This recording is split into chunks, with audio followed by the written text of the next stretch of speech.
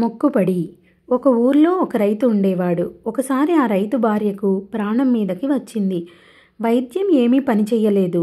అప్పుడు ఆ రైతు వాళ్ళ గ్రామంలో ఉండే గుడిలోని దేవుడికి మొక్కుకొని తన భార్య వ్యాధి నివారణ అయితే తనకున్న ఒకే ఒక ఆవును అమ్మి అమ్మగా వచ్చిన డబ్బును ఆలయంలోని హుండీలో వేస్తానన్నాడు. త్వరలోనే రైతు భార్యకు జబ్బు తిరుగుముఖం పట్టి ఆమె క్రమంగా కోలుకున్నది. రైతు మొక్కుబడి చెల్లించవలసి వచ్చింది. అతను తన ఆవుతో పాటు ఒక పిల్లిని కూడా సంతకు తీసుకుపోయాడు. అక్కడ ఎవరో ఆవును కొనడానికి వచ్చి ఆవు ధర అడిగారు.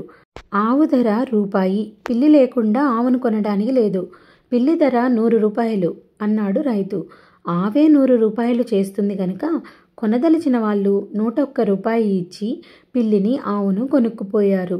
రైతు గుడి హుండీలో 1 రూపాయి వేసి మిగిలిన 100 రూపాయలతో మరొక ఆవు కొనుక్కొని దానితో సుఖంగా జీవించాడు.